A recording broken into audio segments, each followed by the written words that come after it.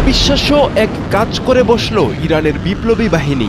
এবার পারস্য উপসাগরের সীমানা ছাড়িয়ে ভারত মহাসাগরে পৌঁছালো ইরানের মিসাইল। সরাসরি ভারত মহাসাগরে মার্কিন ডেস্ট্রয়ারে আঘাত হানার দাবি করেছে আইআরজিসি। তারা বলছে এটি ছিল একটি পাওয়ারফুল স্ট্রাইক, যেখানে ব্যবহার করা হয়েছে গাদর 380 ব্যালিস্টিক ক্ষেপণাস্ত্র ও তালাইয়ে কৌশলগত ক্রুজ মিসাইল। গাদর 380 মাঝারি পাল্লার ব্যালিস্টিক মিসাইল, এর পাল্লা সর্বোচ্চ 2000 কিলোমিটার। অপরদিকে তালাইয়ে 1000 কিলোমিটার পাল্লার স্মার্ট ক্রুজ মিসাইল, যা মাঝপথে লক্ষ্য পরিবর্তনের ক্ষমতা রাখে। সামরিক বিশ্লেষকদের মতে ভারত মহাসাগরের মতো দূরবর্তী অঞ্চলে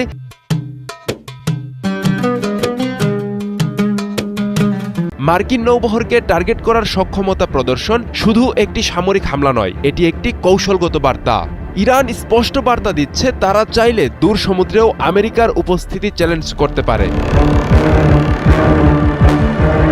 আইআরজিসির দাবি অনুযায়ী হামলার সময় ডেস্ট্রয়ারটি একটি মার্কিন ট্যাঙ্কার থেকে জ্বালানি নিচ্ছিল, অর্থাৎ অপারেশনাল দুর্বলতার মুহূর্তে আঘাত, যার মনস্তাত্ত্বিক প্রভাব বিশাল। কারণ ভারত মহাসাগরে মার্কিন উপস্থিতির প্রতীকগুলোর একটি হল বিমানবাহী রণতরী ইউএস আব্রাহাম লিঙ্কন। আইআরজিসি দাবি করছে তাদের ট্রু প্রমিস 4 অভিযানে এই রণতরীকেও লক্ষ্যবস্তু করা হয়েছে, যা আমেরিকার নৌকৌশল ও প্রতিরক্ষা ব্যবস্থার জন্য বড় চ্যালেঞ্জ। তাদের অভিযান শুধু একটি জাহাজে সীমাবদ্ধ নয়। ইসরায়েল ভূখণ্ডের গভীরে সংবেদনশীল লক্ষ্যবস্তুতে আঘাত, কাতার, সংযুক্ত আরব আমিরাত, কুয়েত ও সৌদি আরবের মার্কিন স্বার্থে হামলা, আঞ্চলিক মার্কিন ঘাঁটিগুলোতে হামলা, অর্থাৎ লড়াই এখন বহুমাত্রিক।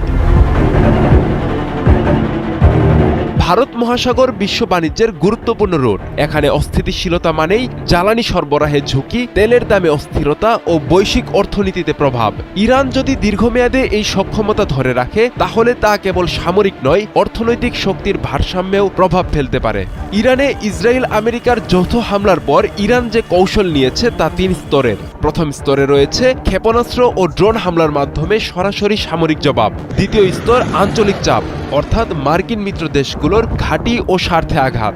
আর তৃতীয় স্তরে রয়েছে দীর্ঘমেয়াদী যুদ্ধের সক্ষমতার বার্তা। শুধু প্রতিরক্ষা নয়, পাল্টা আঘাতে আমেরিকা ইসরায়েলকে নাকানি চুবানি খাওয়াচ্ছে ইরান। আমেরিকা ইসরায়েল জোটের জন্য এটি এক নতুন বাস্তবতা, যেখানে যুদ্ধক্ষেত্র কোনো একটি নির্দিষ্ট সীমান্তে সীমাবদ্ধ নেই। সমুদ্র, আকাশ, মরুভূমি সবখানেই ছড়িয়ে পড়েছে যুদ্ধ। মধ্যপ্রাচ্যের ভূরাজনীতিতে নতুন করে হিসাব কষছে সমুদ্র থেকে মরুভূমি পর্যন্ত ছড়িয়ে পড়া এই উত্তেজনা।